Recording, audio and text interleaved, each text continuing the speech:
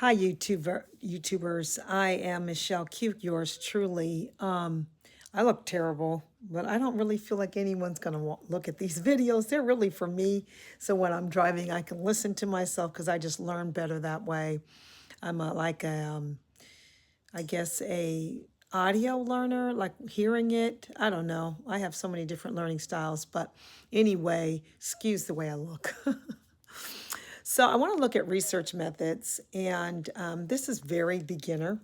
Those of you who do watch these videos, it's just for me to try to see if I know what I'm talking about. Because if you have to explain it to someone, you can really see if you understand it.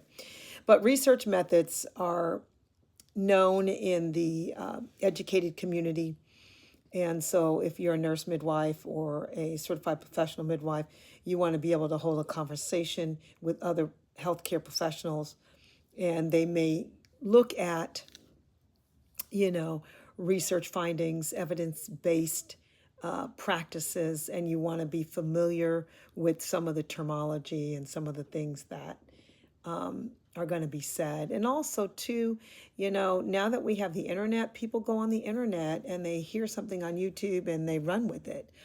This way you can be someone who analyzes material that you hear and see and read, and you can be more objective. You can, assess whether it's credible. So I think research methods are good. It's not my favorite subject, but I do want to talk a little bit about it. And I learned all of this tonight, so I haven't mastered it. And you would need to do further study and double check what I'm saying if it's something that you're doing for a test or for communication. So when we think of research methods, we think of three major types: qualitative, and that's like on quality.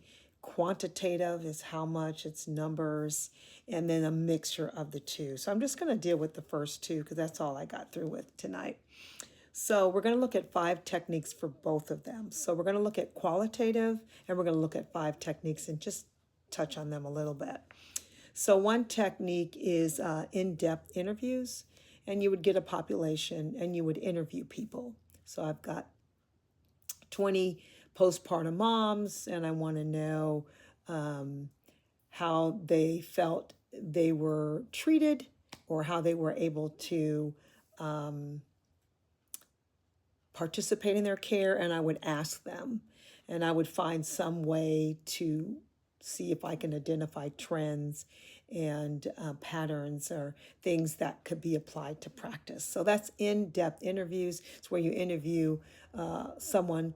You would interview a group of people, but you interview them one-on-one.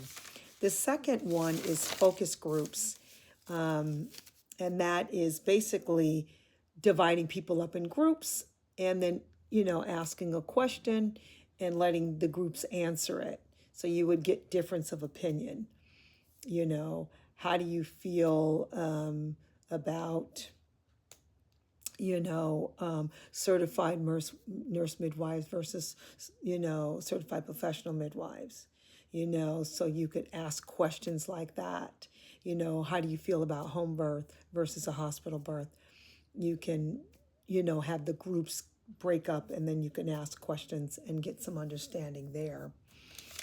And then the third one is ethnographic research, and deals with people,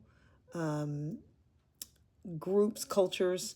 So you're going to learn something that you're trying to find out more about by looking at the person or persons in their natural environment. So if I want to learn about home births, I'm going to go to and watch a home birth. I'm going to ask them how they felt about it. I'm going to look at trends and patterns. I'm going to take notes, talk to the birthing person, and I might go to 20 home births. So ethnographic is spending time, with those that you want to learn about.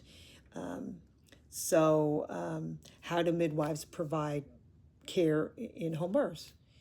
And So I would, again, go to the home births and I would, as I mentioned before, and I would observe. So that's ethnographic research. The fourth one is case study. So you're just looking at one thing and you're studying that. Okay, so it might be how do postpartum women, how do they feel, or what is their experience like after they've had a C-section? You know, so I would interview, observe, and document what they say about that. And it's just one thing, postpartum women who have had C-sections. Okay, how did they adapt? And then, you know, of course, there's going to be other factors in these research. You're going to have a certain number, you're going to have a certain way of collecting the data, and you're going to have a certain way of evaluating it. I'm not going through all of that depth, just kind of throw some things out there.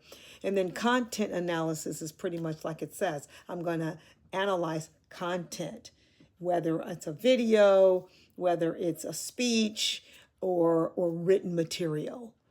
All right, I'm going to analyze that and try to see trends, patterns, and information that I can gain from that. So an example will be I'm going to look at 100 publications available on those who gave birth in the last 12 months and I'll deal with those who had postpartum depression and how they dealt with that.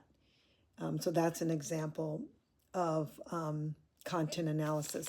So going over those 5, qualitative research involves these 5 methods.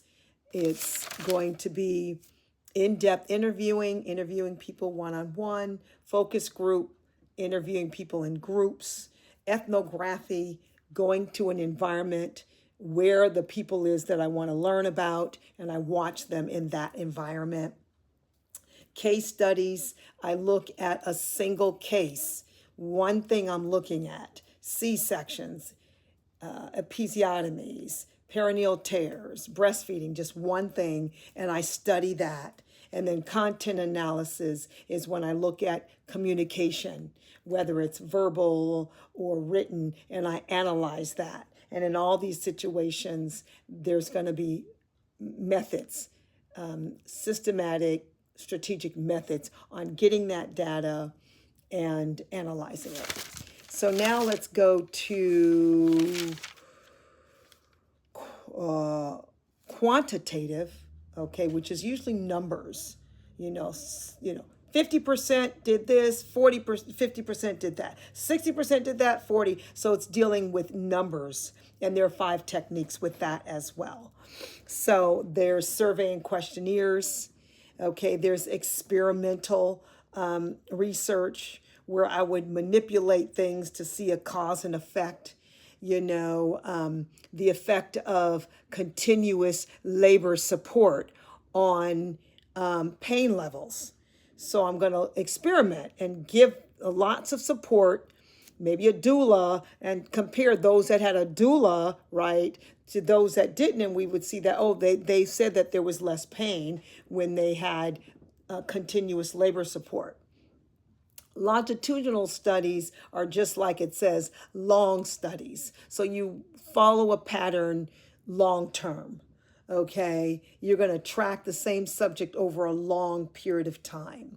So like, how does mental health symptoms over the first year of postpartum affect breastfeeding duration?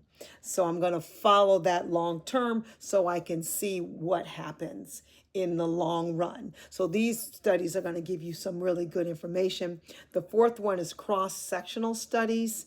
All right, so I'm going to collect information once at one point in time.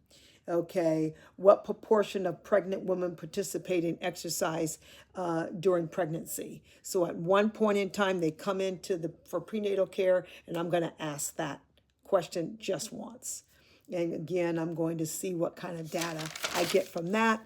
And the fifth one is correlation research, which is something that, most of us, when we think of research, we think of that when we want to design to identify between two or more variables, right? So I might do a study to see, you get 5 prenatal visits and the other one gets 10.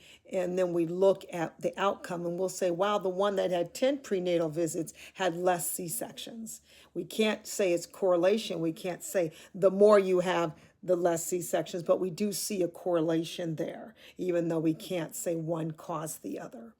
So to review, in looking at the quantitative methods, survey and questionnaires, 1, 2, experimental research, 3, longitudinal studies, 4, cross-sectional studies, and 5, correlational research. So that was just throwing that out for you to study it further, but at least, you have you've heard the terms and you have some idea of research methods and data collection.